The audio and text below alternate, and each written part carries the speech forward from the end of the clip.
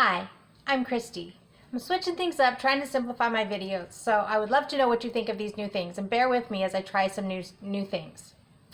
This week, though, I want to talk to you, or at least start talking, about 19 lessons I've learned after 19 years of living with special needs. It's so hard for me to believe that I have a 19-year-old. Yeah, AJ's birthday was last week. I'm not old enough for this. But it's also hard to realize that that means I've been living with special needs in my life for 19 years. In some ways, it just seems so natural. It's just the way my life is. It is what it is, and I can't really imagine it any other way. In other ways, it is more difficult. Okay, everybody's life has things that are difficult in them, and I'm not trying to say that mine are worse. It's just different. Now, there are definitely parts, though, that are difficult and different when you have special needs in them. So, back to AJ's birthday. Every year, he is so excited and so anxious for his birthday to come. Mom, my birthday's coming up. Mom, it's going to be my birthday soon. Every year, he starts counting down way early. This year, I was lucky. He only started about 2 months early. Now, I say that because there was one year, the day after his birthday, he was already looking forward to his next birthday, and we had to hear about it all year long. So I'm glad that it was just 2 months this year. And yeah, like I always say, never a dull moment around here. But as always, he was excited. We were able to put him off a little bit because he started, like I said, about 2 months early. And so we said, well, wait a minute, dude. You got to step back here. We got to get through Thanksgiving. We got to get through Christmas. Then it's your cousin's birthday. Then it's my birthday and your uncle's birthday. And then it's New Year's. And then it's your birthday.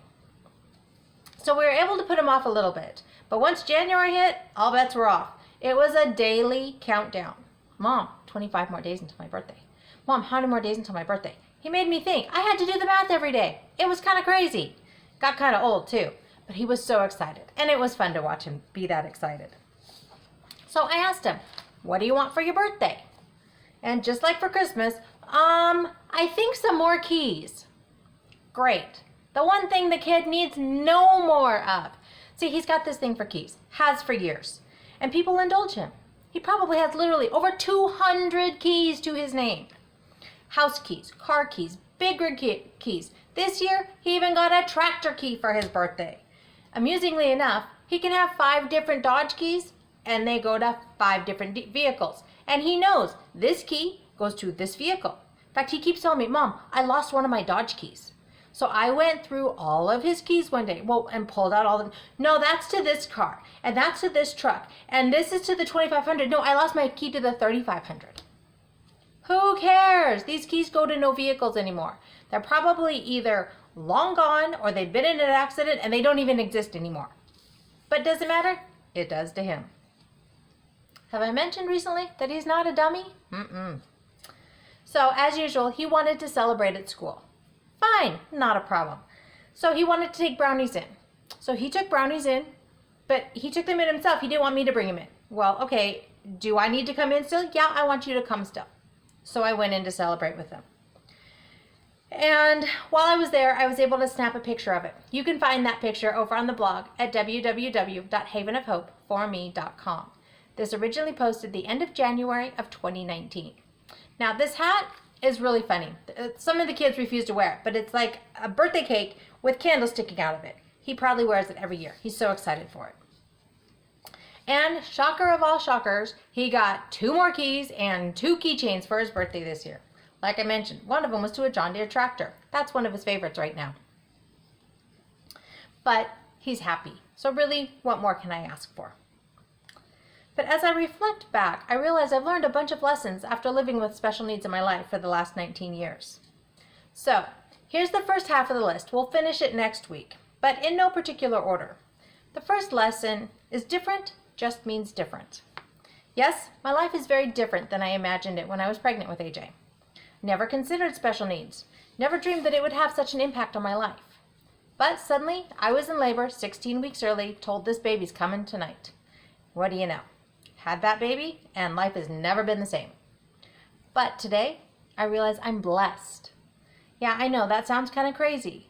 But AJ is doing so well, and it so very easily could have gone so dramatically differently.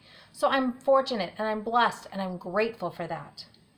But I'm also blessed because of all the lessons that he's taught me that I probably never would have learned if I didn't have special needs in my life.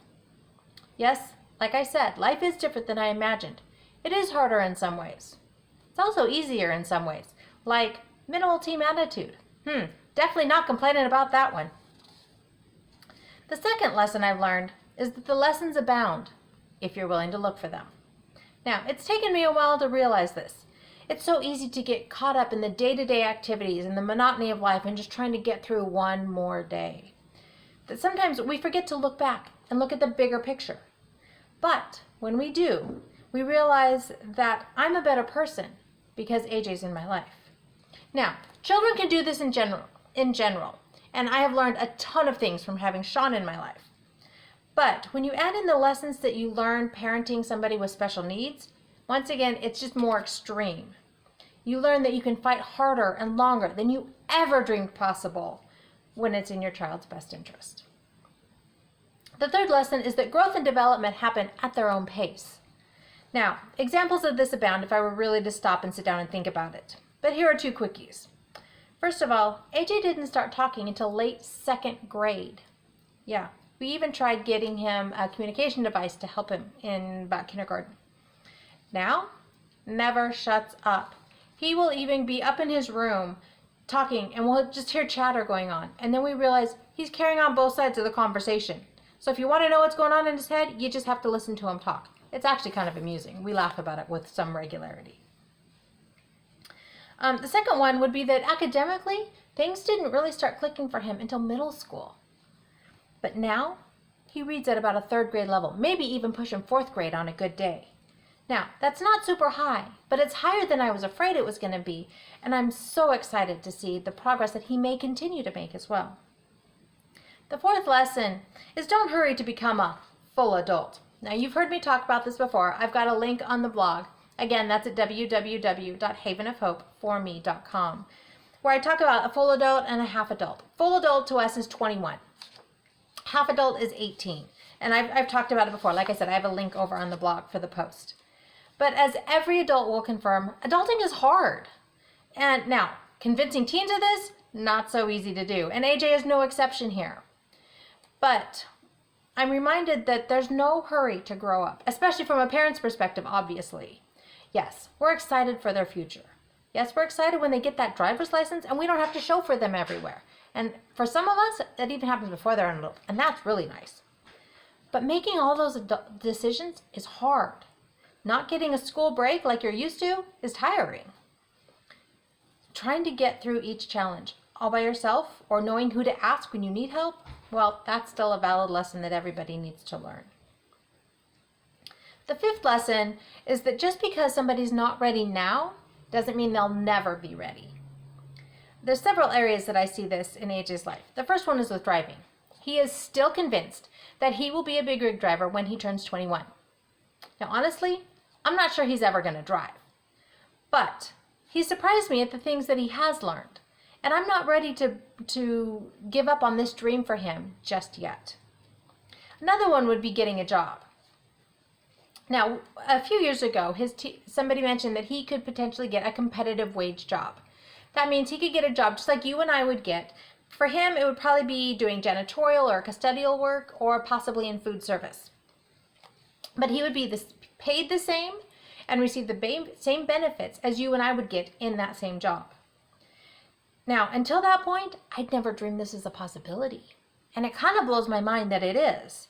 But today, he's not quite ready for that. He's a hard worker. And there are days that he focuses great and does amazing things.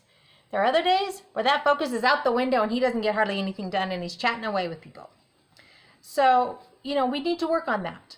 He also needs to learn to work a little bit more independently. But I'm not sure that he couldn't learn those skills and be ready for a competitive wage job in a few years. I'm really anxious to see what happens there. The sixth lesson would be that options are out there. We do have options for him. They look differently than they do for you and me, but we still have options. We have the option to continue him in schooling. No, it's not college or tech school, but like I've mentioned before, we do have a couple programs we're looking at for next year for him, and they will help him learn some of the job skills that he needs help with, as well as teaching him how to live life on his own in the future. The seventh lesson goes right along with that. Jobs are available. Now, if I really wanted to, I could pull him out of school and push him to get a job right now. We know that he thrives in the custodial industry if it's the right setting with the right supports that he would need.